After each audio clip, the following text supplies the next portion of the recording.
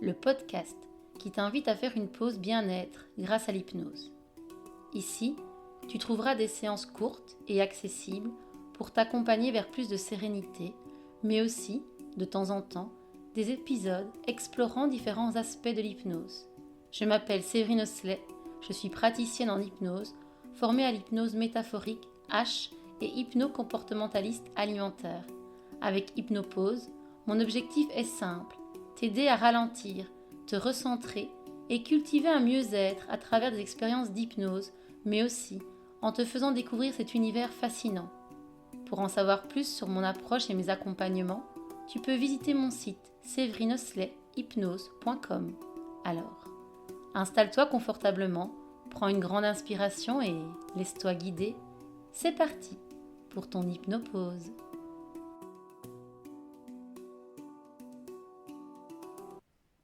Bonjour à tous, bienvenue dans ce nouvel épisode de podcast. Aujourd'hui, c'est encore un podcast, on va y arriver. Papote, j'avais envie un peu de vous parler de moi.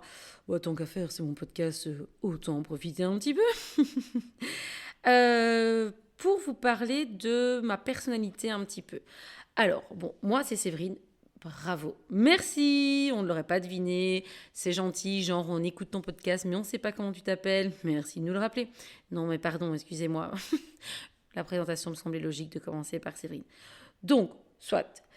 Je suis une personne, donc, si je dois me décrire, d'assez dynamique. Ce qui ne ressort peut-être pas sur les réseaux sociaux quand on me suit. Alors, quand on me voit en story, je dirais quand même que si. Mais voilà, à travers les posts et tout, c'est pas forcément la chose la plus flagrante que l'on observe. Je suis aussi une grande bavarde, je parle vraiment beaucoup. Je prends de la place, que ce soit d'ailleurs en parole ou en gestuelle. Certains de mes collègues, puisque si vous ne le savez pas, je suis aussi institutrice primaire, certains de mes collègues diraient que je suis un peu envahissante et se plaignent du fait que je parle beaucoup pendant le temps de midi. Et pourtant, je suis aussi praticienne en hypnose. Merci Séverine, deuxième scoop de ce podcast. Dis donc, je sens qu'il va être hyper intéressant si tu nous donnes des infos d'une grande qualité comme ça. C'est génial. Oui, pardon, petite touche d'humour. Il faut savoir que quand j'ai annoncé que j'allais faire ce métier, parce que pourquoi je te dis que je suis une grande bavarde qui prend de la place et qu'après je te parle de mon métier de praticienne en hypnose, c'est parce que quand j'ai annoncé à certains membres de ma famille ou amis que j'allais faire de l'hypnose, ils m'ont un peu regardé comme des chouettes en ouvrant leurs yeux grands. Et non, sans blague, une chouette ça ouvre ses yeux grands. Merci Séverine. Excusez-moi, je m'auto-casse toute seule en fait, comme une grande fille. Pardon, revenons-en à nos moutons. Et donc, oui, quand j'ai dit que j'allais faire de l'hypnose, les gens étaient un peu étonnés, les gens qui me connaissent et qui me pratiquent entre guillemets au quotidien, puisque effectivement, je suis quelqu'un qui parle par exemple fort. C'est un défaut, une qualité, vous penserez ce que vous en pensez. Je peux vous dire que dans mon métier d'enseignante, c'est souvent une qualité de pouvoir parler fort sans devoir hurler. Mais voilà, dans la vie de tous les jours, c'est pas forcément une qualité. Soit. Et donc, les gens étaient fort étonnés, persuadés que je n'avais pas cette qualité de personne douce, calme, posée, apaisante, etc. Et j'avoue que quand j'ai commencé à faire ça, c'était d'ailleurs, je me souviens quand j'ai fait ma première formation, c'était une de mes premières questions, enfin la première fois que j'ai fait une séance, j'ai tout de suite demandé à la personne après, puisqu'on s'exerce entre nous, si je n'avais pas par exemple parlé trop vite et trop fort. C'était mes deux inquiétudes puisque je suis quelqu'un qui parle vite dans la vie de tous les jours et plus fort que la moyenne. Et elle m'a tout de suite rassurée en me disant que non, pas du tout. Et tout au long de cette semaine de première formation, je n'ai eu effectivement, à chaque fois que je devais réaliser une lecture ou une séance, enfin voilà, ça se passait très bien. Donc voilà, donc j'ai quand même gagné en confiance à ce niveau-là, forcément. Puis effectivement, je me suis confrontée au regard des autres qui étaient un peu sceptiques, alors pas tous hein, évidemment, mais sceptiques sur le fait que j'arriverais à proposer une séance qualitative, en tout cas niveau voix. Pas niveau compétence, ça ils n'en savaient rien, mais en tout cas niveau voix. Et donc, c'est vrai que je me suis beaucoup remise en question à ce niveau-là.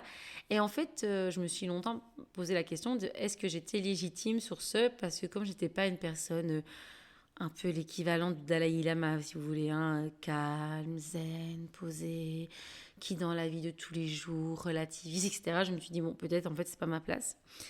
Et alors, allez savoir pourquoi, un peu de masochisme peut-être, j'ai persévéré parce que l'hypnose me plaît vraiment beaucoup. Et en fait, j'ai commencé à avoir des super retours de gens qui me disaient que j'avais une voix douce, calme, posée. J'ai aussi eu sur ce mes premières moqueries, encore une fois, de mon genre, mais comment c'est possible que les gens te donnent ces qualificatifs? Ce n'est pas possible. Voilà. Puis j'ai des gens que je connais, amis, famille, qui ont suivi une séance avec moi et qui m'ont fait le même compliment. Donc là, je me suis dit, bon, il y a quand même quelque chose qui me convient bien. Mais par contre, je n'ai pas perdu, entre guillemets, ce côté excentrique, faux folle, qui parle vite, qui parle fort dans ma vie de tous les jours. Et s'il y a bien un truc que j'ai appris durant mes formations d'hypnose, que j'apprends encore tous les jours et que je vois au quotidien, c'est que nous sommes des êtres faits de nuances et qu'on n'est pas ou tout blanc ou tout noir. Je ne suis pas une excentrique qui hurle du matin au soir, contrairement à ce que beaucoup de gens de mon entourage pourraient croire. J'ai aussi une partie qui a besoin d'être calme, qui a besoin d'être posée. Et l'hypnose, pour ça, me fait énormément de bien. Parce que justement, alors je vais dire ça m'oblige, mais ça m'oblige pas puisque c'est un choix, mais ça m'oblige à me poser, à parler calmement, à prendre un temps pour moi, à vraiment poser mes mots, à réfléchir à ce que je dis, ce que je ne fais pas forcément dans la vie de tous les jours. Ce que mon métier d'enseignante ne me demande pas d'ailleurs, puisque dans mon métier d'enseignante, alors si, de parler calme et posé pour que mes élèves me suivent, nous sommes bien d'accord, mais je suis plus en représentation, des fois un peu clownesque, qui n'est pas le cas dans l'hypnose. Et donc, en fait, c'est hyper complémentaire pour moi, ces deux métiers, parce que ça me permet d'explorer différentes facettes de moi. Et d'ailleurs, en parlant de facettes, j'adore cette métaphore que j'ai déjà entendue plusieurs fois en formation, entre autres, mais je trouve qu'elle est parlante. C'est comme si on était tous des boules à facettes. Et vous voyez, une boule à facettes, c'est composé de plein de petits miroirs. Et selon le moment, certaines facettes s'illuminent, d'autres restent dans l'ombre. Ça ne veut pas dire qu'elles n'existent pas, juste qu'elles ne sont pas visibles à l'instant T. Et je pense que mon côté calme, posé et apaisé, il n'a pas besoin d'être là tout le temps. Mais quand il a besoin d'être là, ben, il est là, il est bien présent. Et voilà, il est là. Et tant qu'on a parlé de ce que, entre guillemets, j'ai du mal à vivre, façon de parler, c'est un grand mot à vivre, mais un truc que j'ai du mal aussi à assumer, c'est que je suis institutrice primaire. Et donc, comme je te l'ai dit juste avant, double casquette, double boulot. Et il faut savoir qu'au début, justement, mon cerveau, il avait un peu de mal avec ça, parce que, enfin, je sais pas, je pense que j'ai été élevée dans cette idée qu'on a un boulot, on le fait un peu toute sa vie, et on reste dans ce boulot-là. Et parce qu'encore une fois, je pense que la société, les gens en général, aiment bien te mettre dans des cases, un métier, une identité. Et sauf que donc ça rejoint ce que je dis avec ma voix et ma façon de m'exprimer. En fait, non, je ne suis pas qu'une voix, je ne suis pas qu'un métier. Je suis moi, avec mes multitudes de facettes, avec un beau mélange et tout ça. Et plus j'avance dans ce métier d'hypnose, et plus j'apprends aussi à assumer pleinement toutes mes facettes. Et je trouvais ça hyper intéressant. Alors tu vas me dire, ok, c'est très bien, mais pourquoi est-ce qu'elle nous raconte tout ça? Limite, on s'en fout un petit peu. Peut-être, effectivement, désolé, tu viens de perdre, nous sommes déjà plus ou moins à 8 minutes de podcast, tu viens de perdre 8 minutes de ta vie, ou pas. Tout ça pour dire quoi? Que toi aussi, tu as d'innombrables facettes, et que ce n'est pas parce que tu es persuadé d'être comme ci ou comme ça, que tu n'es que ci ou que ça, et qu'il est intéressant d'aller explorer tes nuances. Ça se travaille aussi. Quelqu'un, par exemple, je vais prendre l'exemple, qui pense qu'il est nul en dessin et qui ne sera jamais peintre, peut-être, mais ça se travaille. Il suffit de prendre des cours parfois ou de se laisser simplement porter par l'élan et de petit à petit dessiner tous les jours. Et il y a plein d'exemples comme ça. Et donc, c'est une des raisons pour lesquelles je voulais te parler de ça. Pourquoi aussi je voulais te parler de ça? C'est la deuxième raison.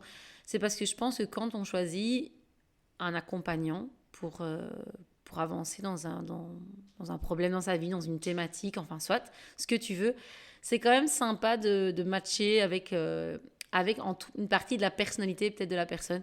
Et encore une fois, comme je te le disais au début de ce podcast, décidément, ce mot aujourd'hui ne veut pas sortir de ma bouche correctement, pardon. C'est aussi justement de se dire, de me présenter autrement. Et je vais y arriver. Après, pour la petite anecdote, il est tard, j'enregistre ce podcast ce soir, je suis fatiguée. C'est peut-être ça que je n'arrête pas de bafouiller. Quoique, je pense que si tu as écouté mes autres podcasts, je pense que je bafouille aussi. Soit. Mais donc voilà, je voulais un peu me présenter, entre guillemets, en mode transparent. Si tu cherches l'accompagnante hyper zen, en mode Dalai Lama, etc., ce n'est pas chez moi qu'il faut venir. Je ne suis pas cette accompagnante-là. Et c'est pas un problème, ni pour moi, ni pour toi. Il faut juste que tu te diriges vers quelqu'un d'autre.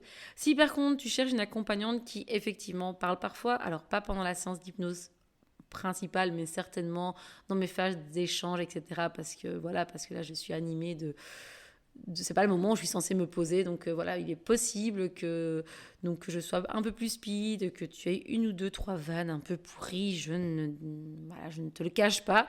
Si c'est ce genre d'accompagnante que tu cherches, parfaitement imparfaite, après il n'y a pas d'accompagnement parfait, mais voilà, euh, là tu es évidemment le bienvenu ou la bienvenue chez moi. À bras ouverts, entre guillemets, je t'accompagnerai avec plaisir dans ta thématique. Enfin, soit. Ce podcast était pour moi l'occasion de me présenter. Donc moi, Séverine, quelqu'un qui parle fort, qui rigole, qui s'interroge, qui explore, qui vous accompagne, qui t'accompagne, peut-être un jour en séance. Si ça te parle, si ça résonne, alors tant mieux. Si ça fatigue déjà, effectivement, écoute toujours peut-être un podcast où je fais une hypnose, ça te parlera peut-être plus. Mais voilà, en tout cas, me voilà, c'est moi. Merci d'avoir écouté ce podcast et à bientôt pour un nouvel épisode. Voilà, c'est la fin de cette hypnopause. J'espère que ce moment t'a permis de t'offrir une pause bénéfique, qu'il s'agisse d'une séance d'hypnose ou d'un épisode plus classique où tu as peut-être appris des choses sur l'hypnose et c'est bien fait. Si cet épisode t'a plu, je serais heureuse que tu prennes quelques instants pour le partager avec quelqu'un qui en aurait besoin ou simplement sur tes réseaux. Tu peux aussi m'aider à faire grandir Hypnopause en laissant une note de 5 étoiles ou un commentaire sur ta plateforme d'écoute. Cela permettra à ce podcast de toucher encore plus de personnes en quête de sérénité et de moments ressourçants. Merci d'avoir partagé ce moment avec moi et surtout, continue de prendre soin de toi. On se retrouve très bientôt pour une nouvelle Hypnopause.